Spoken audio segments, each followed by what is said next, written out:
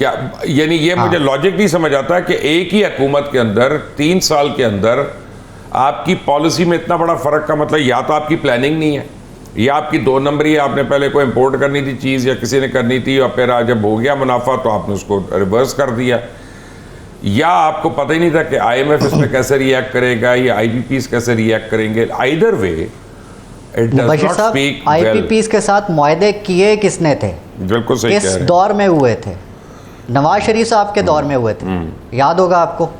और इन्होंने ही किए थे। उसके बाद कौम को उस दलदल में फंसा कर अब जब इन्होंने एक और सोल्यूशन दिया है, ये जो सोलर का नाम ले रहे हैं आप, अब दोबारा ज़ाहिर है बिजनेसमैन लोग हैं, इन लोगों को पता है कि पहले कैसे चकमा देना है, और उसके बाद अपनी ही जब पॉलिसीज़ प्रॉब्लम में आ गई हैं, अपने ही मफादात प्रॉब्लम में आ गए हैं, तो अब इसका भी बोझ जो है वो अवाम भरे ना। ये जो हुक्मरान हैं ये क्यों कुर्बानी दें? तो यही तो मैं आपको बता रहा हूँ कि प्रायोरिटीज़ का यहाँ पर मिसबैलेंस आपको नज़र आता है कि इस वक्त तक, जैसे आपने अपने इंट्रो में बताया कि ये जो अनमोल नामी खातून है जिनको पिंकी, अब प्रायोरिटी हुकूमत की, और समझ ही नहीं आ रहा कि उसमें ऐसी कौन सी गिद्दड़ सिंगी है कि पाकिस्तान के 42 चैनल उसके पीछे लगे हुए हैं।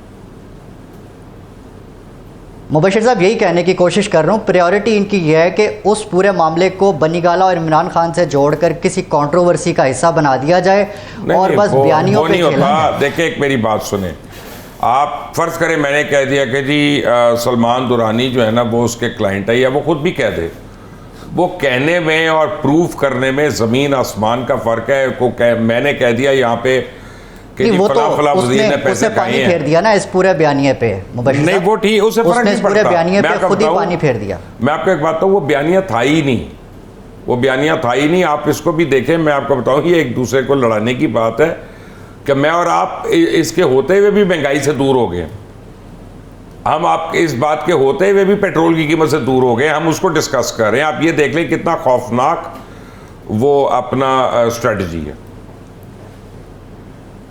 कितना अच्छा फैसला हुआ है रात को, पिछले हफ्ते 15 रुपये कीमतें बढ़ाकर पेट्रोलियम की 5 रुपये रात को कम करके जो हुकूमत है वो भंगड़े डाल रही है कि जी हमने आवाम को बहुत बड़ा रिलीफ दे दिया। और अगर इनसे इनकी एनर्जी पॉलिसीज़ पे सवाल कर लें तो इनको मौत पड़ती है। ये आपको गद्दार कह देंगे या आपको किसी और मुखालिफ पार्टी का कह देंगे। आप देखते हैं ना माजिद साहब, 3.5 साल की मुझे तो ये फ्यूल की कीमत समझ नहीं आ रही कि किस तरीके से ये टैक्स लगा रही है। तरह आपको समझ आ रही है? देखिए बिल्कुल समझ आ रही है। उसकी वजह ये है कि 1 साल की जो नाअहली है वो तो गवर्नमेंट शुक्र अदा कर रही है कि उधर जंग लग गई है। वो अपने जितने टैक्सेस के उनके लैप्सेस थे, जहाँ जहाँ डेफिसिट था, अब वो जंग का ढोल चूँकि उधर बज रहा है तो इधर हम अपने टैक्स पूरे कर रहे हैं। वो जितने भी टारगेट्स नहीं कंप्लीट हुए थे वो निकाल के लेके आ गए हैं। इशू ये है कि जब आप इनकी ये सोलर वगैरह की पॉलिसी डिस्कस करें वो तो एक अलग मसला है। बिजली में पावर डिवीजन में जब आप बात करें तो IPPs का तो बड़ा क्रेडिट लेते हैं। पूरे 15 की जो टीम है वो सारी की सारी तमगे ले गई है। 5 को सितारा इम्तियाज़ मिला है, 10 को तमगा इम्तियाज़ और 1 को हिलाल इम्तियाज़ लगा रही। बच तो नहीं किया? नहीं, मेरा ख्याल है वो 16 के 16 एडजस्ट हो गए। शुक्र है यार, अपना किसी का हक नहीं बचा। अब कारनामा उनका क्या है कि जी आप ये नहीं कह सकते कि जी उन्होंने IPPs को सेटल करने के लिए नया कर्जा लिया है। उसको उन्होंने नाम दिया है कि जी 700 अरब 1225 अरब रुपए की ईजी फंडिंग। उसको कर्जा कहेंगे तो गवर्नमेंट माइंड कर जाती है। तो वो ईजी फंडिंग लेके 1200 अरब रुपए की 2400 अरब का कर्जा ये उतारने चले हैं और टोटल जो IPPs का बिल है वो 3400 अरब पे पहुंचा हुआ है। तो मेरा ख्याल है बहुत क्लैरिटी है उनमें। ये जितने भी नंबर्स हैं वो तो शुक्र है ईरान की जंग हो गई तो हम इधर से टैक्सेस लगा के वो डेफिसिट पूरा कर रहे हैं। चौधरी साहब ये क्या सुना रहे हैं सर? ये मैं आपको पावर सेक्टर कर दिया मैं सर आपको ना अनपॉपुलर एक अपना ओपिनियन देता हूँ इसके ऊपर, क्योंकि मैं अभी लकीली रिसेंटली लम्स के अंदर मैं एक पूरी पावर स्ट्रक्चर के ऊपर ना पूरी एक वर्कशॉप एक अटेंड करके आया हूँ। पाकिस्तान को जो हमें बताया गया वहाँ पे जो फिगर्स मेरे सामने इतनी बड़ी बड़ी किताबें 2-3 मैं पढ़ चुका हूँ 3-4 दिन से ना, पिछले दिन सिर्फ इसी मामले सोलर के मामले। हाँ ये अंग्रेजी में थी, कोशिश की तो बड़ी चैट GPT आजकल जो है ना वो कह देती है, आप तस्वीर रख के बता देती है आपको क्या क्या लिखा हुआ है, सरप्राइज भी कर देती है। बड़े बड़े आजकल टेक्नोलॉजी का थोड़ा फ़ायदा भी उठा रहे हैं ना। हम तो वैसे ओल्ड स्कूल जनरेशन है। पाकिस्तान का सबसे बड़ा मसला ये IPPs का, ये बड़ी फैंसी टर्म है ये कैपेसिटी पेमेंट की। मैंने जब पॉइंट ब्लैंक सवाल किया, मैं क्या हम समझाते थे वो है की चीज़ है। वो कहते हैं ऐसा है कि पाकिस्तान की जो टोटल जो पाकिस्तान की कंजम्पशन है ना औसत, वो है 8 से 10 हज़ार मेगावाट पूरे साल की। लेकिन सिर्फ 2 महीने के, जो गर्मियों के 2 महीने, इसमें जाके टच कर जाती है 25 से 26 हज़ार मेगावाट। तो हुकूमत को वो 2 महीने की पूरी हमारे घर ठंडे करने के लिए ना, वो पूरा साल जो है वो पूरी तरह उसको उस लेवल के ऊपर उसने पावर प्लांट लगाने पड़े।